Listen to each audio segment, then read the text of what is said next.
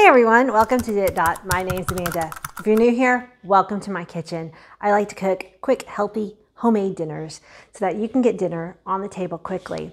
And if you're returning, welcome back. Let's have fun tonight. I am making coconut lime poached salmon. I'm not sure that this is a dish that I've necessarily made before. You know me, I like to cook on the fly and make things up as I go, but you cannot go wrong with coconut and lime. And I've cleaned out some vegetables in my fridge that need to get used up. So we'll talk about what you can use in your refrigerator as the meal goes on. I have half of a sweet yellow onion here, and all I'm going to do is cut each half into like a quarter, and then I'm going to do some just real thin slices. I think half an onion is going to be plenty. And then I have some cauliflower here that I just pulled off the big head into kind of smaller pieces here. So let's go over to this onion is making my eyes water. Ooh, some are so much more pungent than others. Let's go over to the stove and get our vegetables going. Okay, apparently I wasn't recording. So I just turned on my skillet. I added a drizzle of olive oil. I also have avocado oil, or you can use butter, just whatever. We just need a fat to get our vegetables going. So I'm gonna just put in my onion and drop in my cauliflower, simple enough. So my heat is high to medium high. And while these vegetables start sauteing, we're gonna go cut up some salmon. If you follow me on Instagram, you will have seen me post this package. I was going to cook this dish last night, but I just wasn't in the mood for, one, I just wasn't in the mood for salmon last night, and two, I just wanted a no-brain meal. Every week I create a meal plan, but I don't necessarily put what meal I'm gonna cook on what day. And the reason why I do that is because, you know, certain days you just don't feel like cooking certain things and, you know, just in the mood for something else. So I switched it up and I made this spaghetti last night, and I had thawed out this fish. Wow, it's a big piece. I had thawed out this fish, so I'm like, okay, now I gotta cook it today for sure. Wow. Okay, so this is gonna be more than for 4 of us. I asked the fishmonger for enough fish for 4 people. They got a little carried away. But what I'm gonna do is cook it all up. I'll either turn the leftovers into my salmon cakes. When you watch that video, you'll see sometimes I like to use leftover salmon to make salmon cakes. And if I do it with a weird flavor like this, I just change the profile of my salmon cakes. I typically use my hand to kind of guide the width of how big a piece of salmon. That changes a little bit because down here it's thicker and it gets thinner down here. So definitely on this thicker, the wider piece, I'm gonna go a little bit more narrow. And then I'm just gonna cut through. And then as my fish gets a little bit skinnier, my pieces will get maybe a slightly wider. You can hear the beeping of my Instapot. I figured white rice would be a delicious base for this dish. And so yeah, I'm gonna get enough for, you know what? I'll probably just eat this as leftovers tomorrow. I don't mind eating fish leftovers. I'm gonna wash my hands and stir these veggies. Okay, so since I have my back to the veggies, I went ahead and put them down on low, and I'm gonna salt and pepper up the salmon.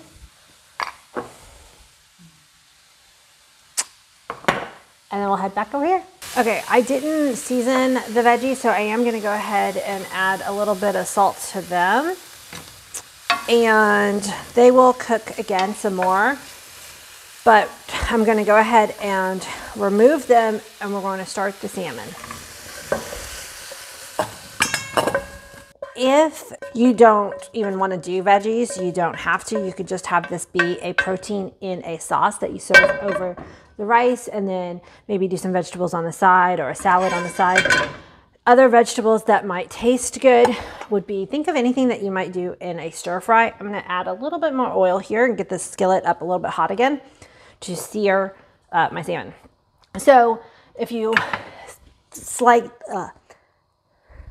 thinly sliced carrot, some broccoli, sugar snap peas. These types of vegetables, maybe some mushrooms might be good to go into this because those are some flavors that I think would go well with the coconut lime sauce that we're going to use. And again, like I said, I just like one pot dinners where everything's kind of cooked together. It just makes it easy, right, for a mom or busy whoever the cook is in your house. So my oil is simmering and I'm going to go ahead and lower this fish in, skin size down. Now this would actually be a really good dish if you had salmon that has the skin off, because we're going to poach it. So we're not really going to have crispy skin at the end of this dish. But I didn't really want to go to the trouble to take the skin off my salmon. Oh man, they're not all going to fit.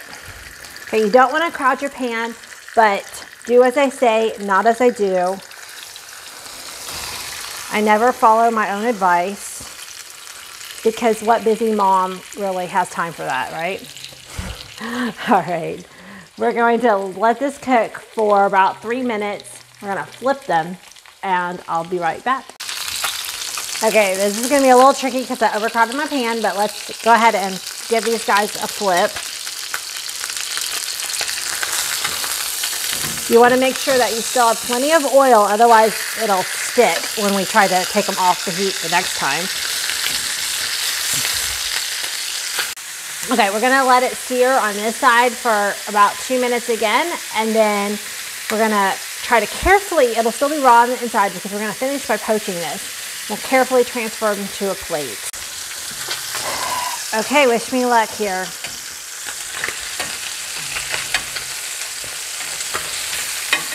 So a lot of the fish dinners that I do on my channel specifically don't require you flipping and removing them from the skillet like this, because this is one of the harder times to do fish. It is more likely to stick. If you have a non-stick skillet, it would be good for this dish. I don't have one. So we're just gonna call those flavor bits for the sauce.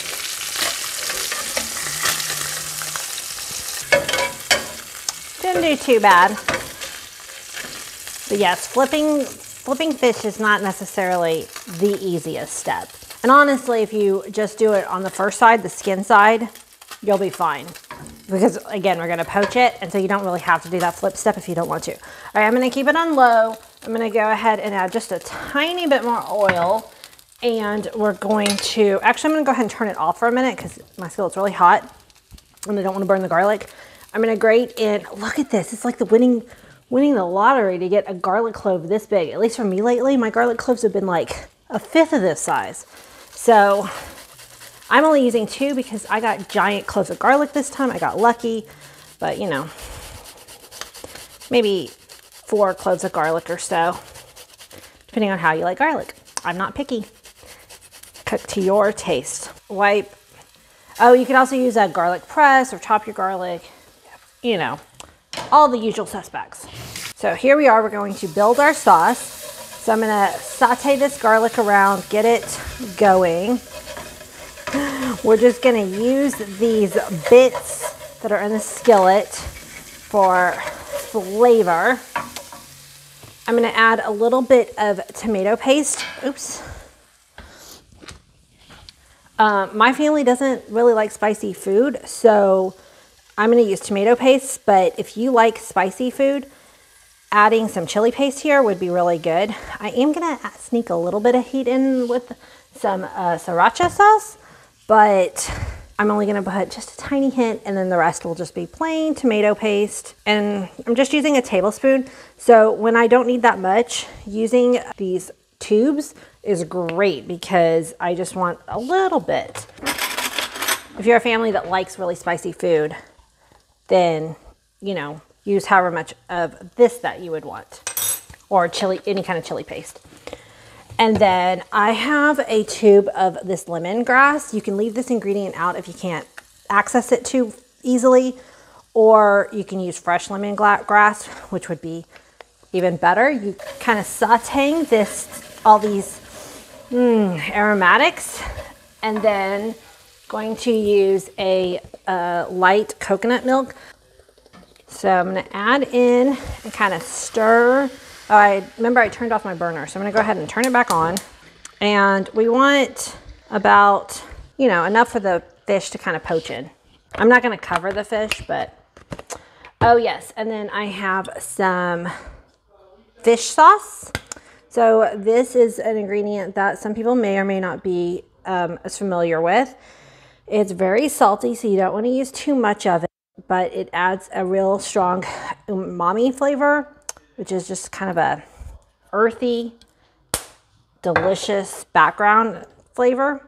I'm gonna add the zest of a lime, and I'm not gonna add the lime juice until closer to the end.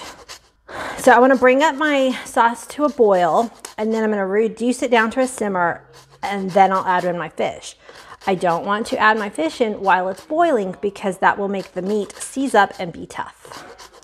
Smells so good in here, guys. I don't know about you, but I love coconut lime. I'm gonna go ahead and give this a taste. Ooh, I just splash it. Let's see how I did. That's so good. I'm gonna add some actual salt.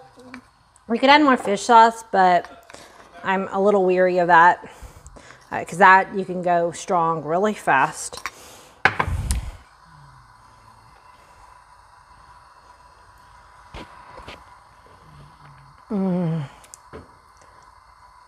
It's just so warm and soothing, but you have the brightness of the lemongrass and the lime. And again, we're gonna add a squirt of lime juice to give us a bright, even more freshness at the end. If you cook and boil lime juice, it kind of mellows it out a little bit more, and I want it to be real strong at the end.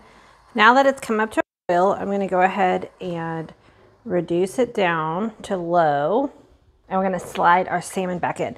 Now, if the skin peels off easy here, then I would just go ahead.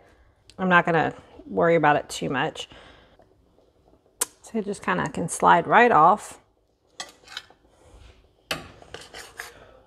And then I'm going to drop in my vegetables.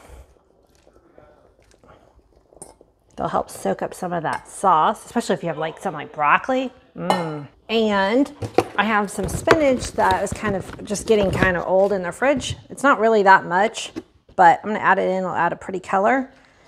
And I'm gonna pick out some of the leaves that were, oh, you saw I had a towel on top because it will help keep the moisture out of the spinach and it'll prevent it from going bad as fast. And then I'm just gonna put this on top, add a little bit of salt to the spinach, and then I'm going to cover this for about just 10 minutes or so because the salmon's already half cooked through. And then we'll plate up. All right, so it's looking really good. And my salmon is cooked through. I'm trying to be gentle because I don't want it to like flake apart. Although honestly, you know, this cut all up would be a kind of a different way to serve this instead of as a fillet, as salmon chunks or salmon pieces. So now let's go ahead and add our lime.